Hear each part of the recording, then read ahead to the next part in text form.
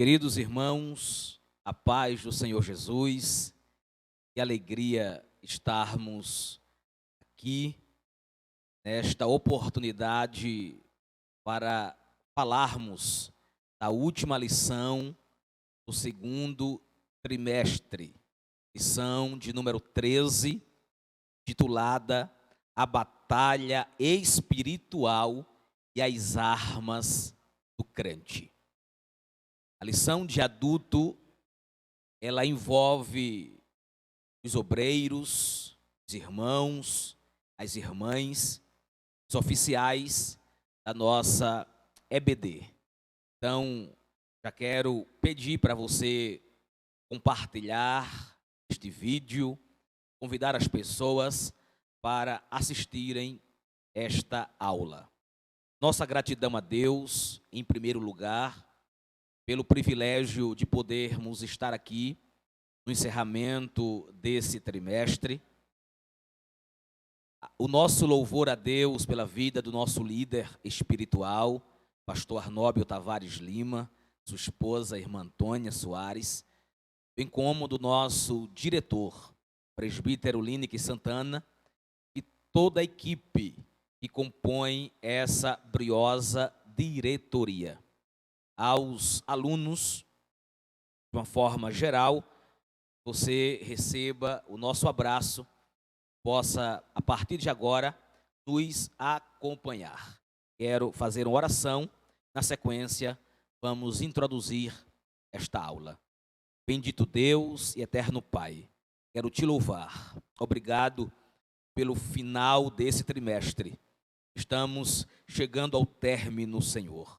Com a tua graça, com a tua ajuda, 12 lições já se passaram.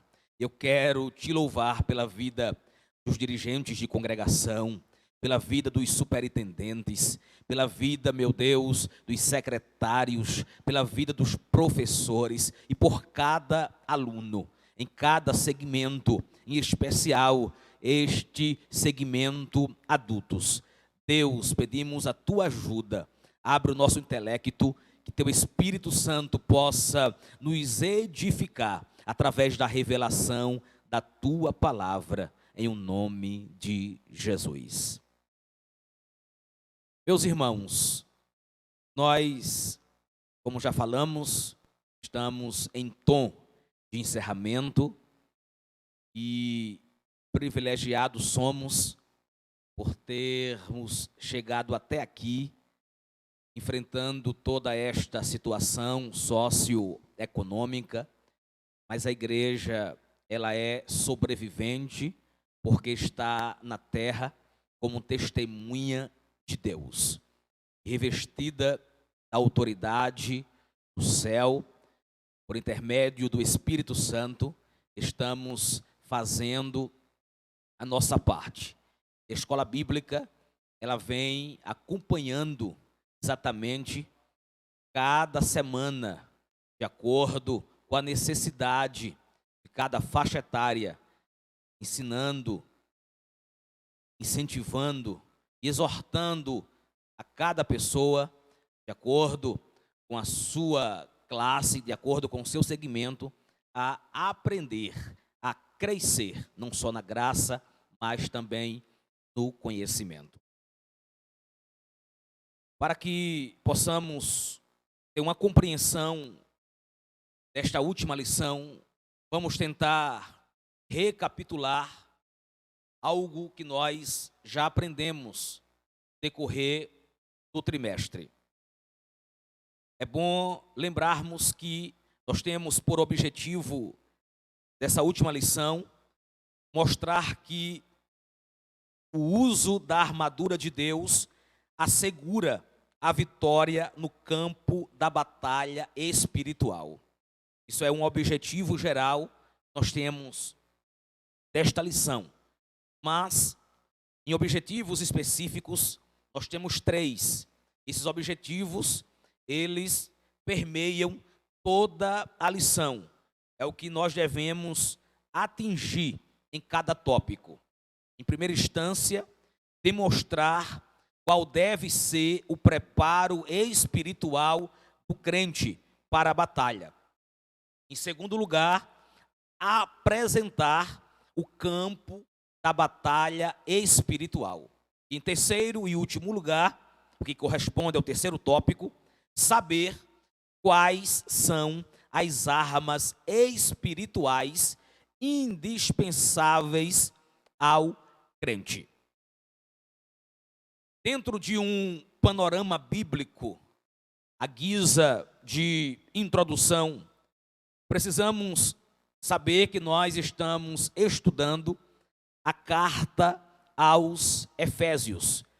O tema geral do trimestre foi exatamente a igreja eleita, redimida pelo sangue de Cristo, selada com o Espírito Santo da promessa. Estudamos de forma paulatina cada capítulo, cada parte principal desta epístola. E a carta aos Efésios é Cristo e sua igreja como tema geral. Paulo, na sua terceira viagem missionária, quando sai da cidade de Corinto, ele vai para Éfeso, onde fica por 3 anos.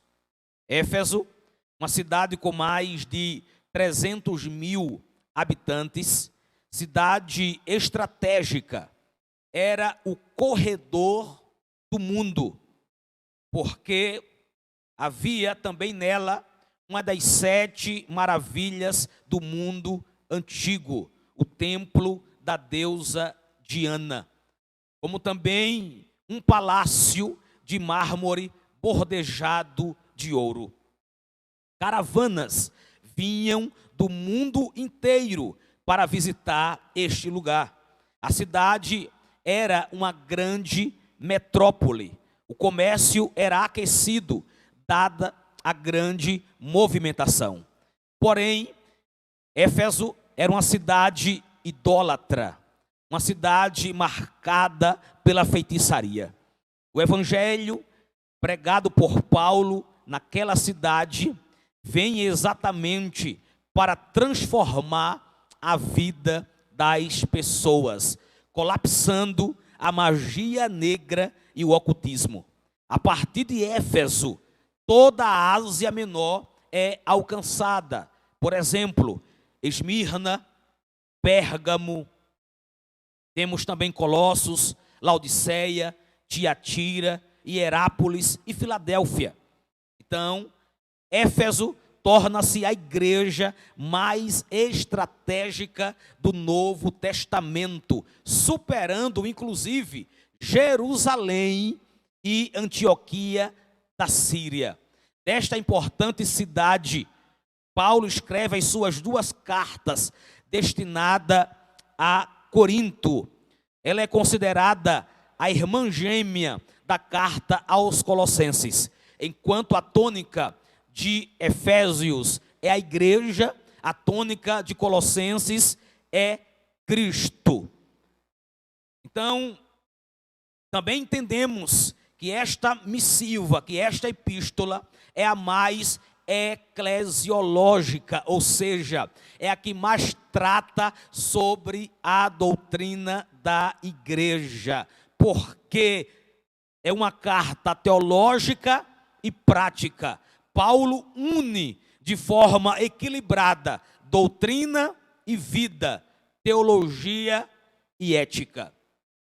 Então, queridos, quando Paulo de Corinto passa em Éfeso e deixa Áquila e Priscila, e dali vai para Jerusalém e retorna à sua base missionária em Antioquia da Síria, de forma oportuna, ele parte dessa cidade de Corinto para a sua terceira viagem, como já frisamos. E ele vai atravessar os territórios da Galácia e da Frígia, vai confirmar todos os discípulos. E quando já empreende-se na sua terceira viagem missionária, Paulo vai se fixar em Éfeso. E ali vai passar 3 anos ensinando a judeus, como também aos gentios, a gregos. Em Éfeso, Paulo vai enfrentar feras, Paulo vai enfrentar tribulações, mas Éfeso vai ser o lugar de vários sinais de um poderoso avivamento. Vai ser importante falarmos isto, porque o nosso tema é a batalha espiritual e as armas do crente. Paulo vai se fixar em Éfeso e ali vai ensinar tanto a judeus como a gregos. Em Éfeso, Paulo enfrentou feras e tribulações. Éfeso, a partir da mensagem pregada do verdadeiro evangelho genuíno, vai ser o lugar de vários sinais de um poderoso avivamento. Eles vão receber um derramamento do Espírito. Os que estão distantes vão ouvir a palavra de Deus. Os cativos vão ser libertos. Os crentes vão confessar e denunciar suas obras. Os laços do ocultismo vão ser rompidos e a palavra de Deus vai crescer e prevalecer poderosamente. Aprendamos um detalhe: sempre que a obra de Deus avança, o diabo contra-ataca. E é por esta razão que a batalha espiritual e as armas espirituais deve nortear a vida do crente. É de nossa responsabilidade nos revestir dessa armadura poderosa. Pois, queridos irmãos, nós não devemos nunca subestimar o nosso adversário, a saber, o diabo, como também não devemos enaltecer a sua força. Não.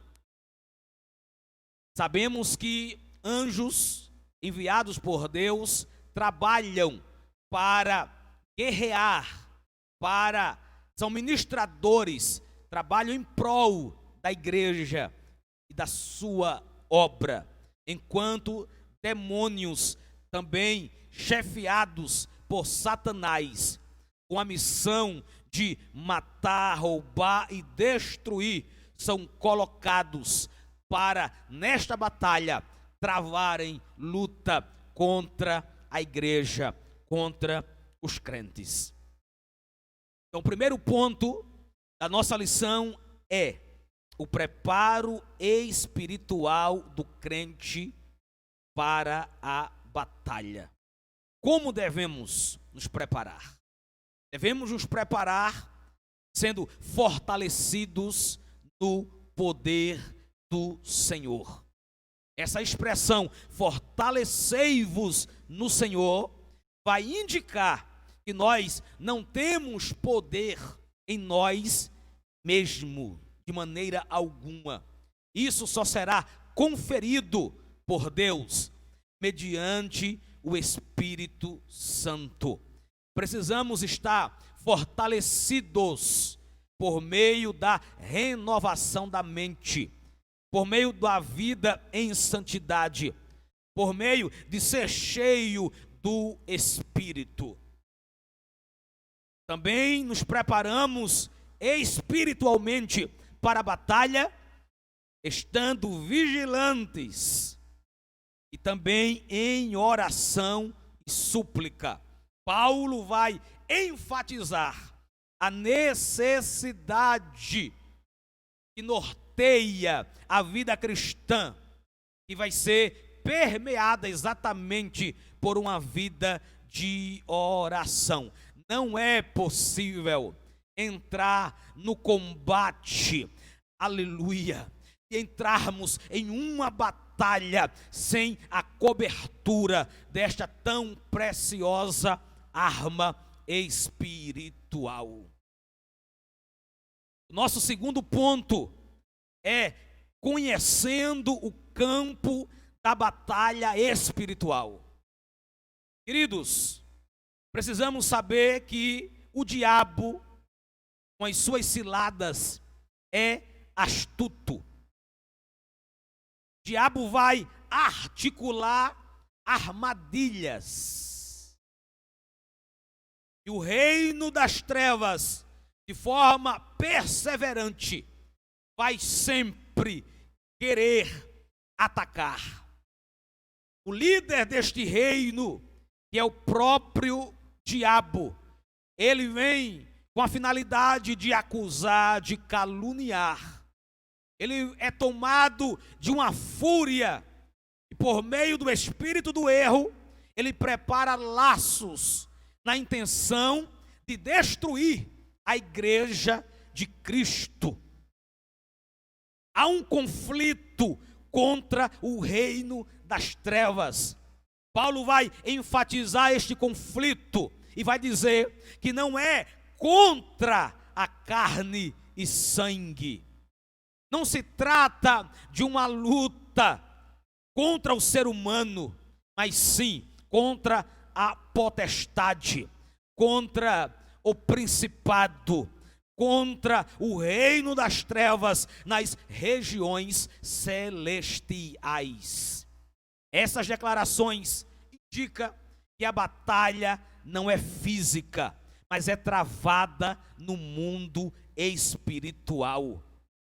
Conflito é contra estas hostes que estão debaixo da autoridade do diabo, que vai manter os homens refém, que vai pôr os homens na escuridão. Em uma linguagem metafórica, vai ficar claro que o cenário do campo de batalha do soldado é espiritual, ao tempo que revela a natureza pessoal do conflito, porque esta luta tanto se dá na área individual quanto na área coletiva da igreja. Portanto, é de responsabilidade geral. Existem agências das potestades do ar. Paulo vai identificar as forças do mal que marcham contra a igreja, como principados, potestades, príncipes das trevas deste século e hostes espirituais da maldade. Dentro da leitura bíblica em classe, nesta carta, no capítulo 6, versículos 10 ao 20, Paulo vai trazer isto com muita propriedade. Nós precisamos entender. Os nossos inimigos, eu disse que nós não devemos subestimá-los, nem devemos também enaltecer seu poder, de maneira alguma. Mas precisamos saber que eles são poderosos. Observem os títulos colocados pelo apóstolo Paulo: principados e potestades. Isso é uma indicação de poder, de primazia, de autoridade para agir.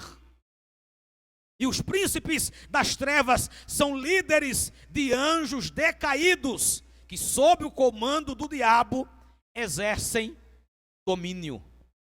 Paulo, em outra oportunidade, vai dizer que o Deus deste século cegou o entendimento dos incrédulos, para que não resplandeçam a luz do evangelho. E aí eu parto para dizer também que eles são malignos.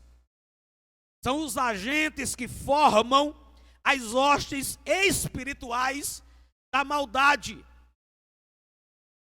É referência aos demônios que empregam seu poder de forma destrutiva para o mal. Também eles são astutos, ou seja, eles trabalham com sutileza, eles maquinam a queda da igreja. Mas, apesar desse imenso império do mal, a igreja é ensinada, a igreja é exortada a lutar, sobretudo a vencer, pois o Senhor da igreja, Ele está elevado ao nível acima de todo principado, acima de todo poder, acima de toda potestade e domínio. Então, querido aluno, já partindo para o nosso terceiro ponto, onde eu quero enfatizar melhor esta lição, as armas espirituais, elas são indispensáveis ao crente. Então vamos aprender sobre a armadura completa de Deus. Eu disse, armadura completa. O apóstolo Paulo vai usar uma imagem de uma linguagem do contexto militar romano, que ele conhecia muito bem. A expressão toda a armadura é traduzida do grego panóplia, que vai significar armadura completa de um soldado fortemente armado. Nesta carta, Paulo vai trazer a sua orientação, não para o uso de armas próprias, mas que devemos nos orientar a tomar todo o equipamento que por Deus é dado, a fim de resistir bravamente e marchar contra os nossos inimigos. E repito, inimigos espirituais. A nossa luta é contra as potestades do ar. Então vejamos as armas indispensáveis de defesa. Há uma lista contida no capítulo de número 6 da carta em foco, epístola aos Efésios. Paulo, ele vai dizer que elas estão disponíveis para os soldados do Senhor. Vejamos, ele vai colocar que devemos estar cingidos os lombos com a verdade. O cinturão é o que segurava as outras partes da armadura. As armas juntas eram sustentadas por este cinturão, onde também se segurava a espada. Isso retrata a peça usada para dar mobilidade ao soldado no combate. Nesse sentido, faz referência à verdade da doutrina de Cristo e à integridade do soldado. Quero abrir um parêntese. Existem doutrinas de homens, como também existem doutrinas do diabo. Mas estamos nos referindo à doutrina de Cristo. A verdade dessa doutrina está simbolizada aqui, em estarmos cingidos os lombos com esta verdade. A segunda armadura é a couraça. Ele disse, vestida a couraça da justiça. Trata-se de uma malha impenetrável de proteção aos órgãos vitais.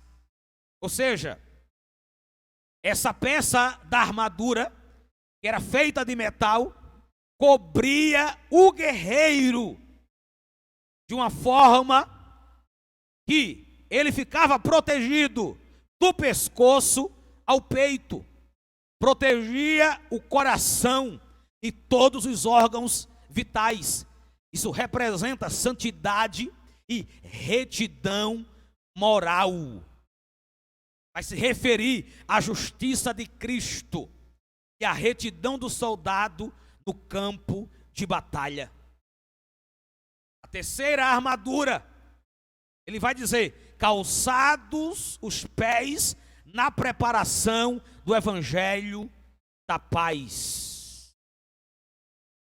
Essas sandálias ou calçados confeccionados em couro, tipo meia bota, tinha solas cravejadas para dar estabilidade. O soldado romano, ou os soldados romanos, usavam uma sandália com cravos na sola para lhes dar segurança e agilidade na caminhada e corrida por lugares escorregadios. Isso vai se referir à firmeza que o evangelho proporciona e à prontidão do soldado em testemunhar de Cristo. Aleluia. A quarta arma, ele vai dizer: tomando sobretudo o escudo da fé. O escudo longo, retangular, feito de madeira e couro, protegia o soldado, o corpo inteiro, dos dardos incendiários. Vejam só, esse escudo media 1,60 m de altura por 70 centímetros de largura.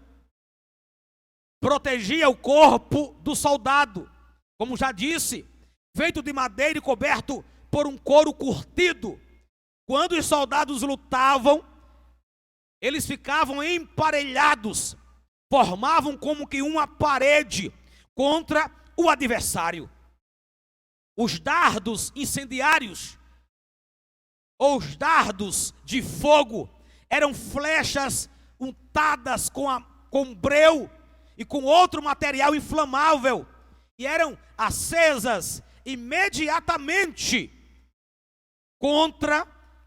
para ser ateadas contra os soldados, contra o adversário. Esses dardos inflamados, que Paulo diz que é do maligno, não só feriam, como também queimavam e incendiavam. Mas a nossa fé deve ser inabalável. Por isso, o escudo. Glória a Deus. Isso vai nos deter das calúnias, das dúvidas, das rebeliões disparadas pelo diabo. A nossa fé em Deus não deve ser abalada por nenhuma artimanha do nosso inimigo. A próxima armadura é o capacete da salvação. Era pesado, resistente, e era fabricado de bronze ou ferro e servia para proteção da cabeça. Esse capacete fala de uma mente controlada por Deus. Temos que dar valor, queridos, à mente, à razão, ao conhecimento. Sabe por quê? Paulo vai dizer assim aos romanos: rogo-vos, pois irmãos, pela compaixão de Deus, que apresenteis os vossos corpos em sacrifício vivo, santo e agradável a Deus, que é o vosso culto racional. E não vos conformeis com este mundo, mas transformai-vos pela renovação do vosso entendimento. Isso fala de renovação da nossa mente. Isso vai se referir à certeza da salvação que nós já recebemos de Cristo e a convicção da plena salvação no último dia, quando a trombeta tocar, Cristo raiar nas nuvens. Os que morreram em Cristo vão ressuscitar e depois nós, os vivos, seremos transformados. Por último, a imprescindível arma ofensiva. Paulo vai falar sobre a espada do Espírito. A única arma disponível que serve tanto para defesa quanto para o ataque. Quem não lembra de Jesus sendo tentado pelo diabo no deserto? Ele vai se utilizar das Escrituras para defender-se do diabo, mas também vai usar esta mesma arma para atacar o diabo. O termo etimológico no original grego é machaira, e vai ser identificada como espada curta. Isso significa que o combate ele é pessoal, que o enfrentamento ele é diário e vai acontecer corpo a corpo. Essa arma de ataque, precisamos, queridos, conhecê-la. E conhecê-la é conhecer a palavra. A Bíblia ou nos afasta do pecado, ou o pecado nos afasta da Bíblia. E quando nos afastamos da Bíblia, ficamos presas fáceis para o diabo. A espada do Espírito, ela é identificada como sendo a palavra de Deus, inspirada e penetrante. O escritor aos Hebreus que disse no capítulo 4, e versículo 12, que a palavra de Deus ela é viva e eficaz, é mais penetrante do que espada alguma de 2 gumes, penetra até a divisão da alma do espírito, juntas e medula, e é apta para discernir os pensamentos e a intenção do coração. Então, a arma que estamos falando é a Bíblia, é as Escrituras, é a veracidade desta palavra. É aquilo que Jesus disse no Evangelho de João, capítulo 17 e versículo 17, quando, orando pelos discípulos, disse: Pai, não quero que os tires do mundo, mas que os livre do mal. Santifica-os na verdade, a tua palavra é a verdade.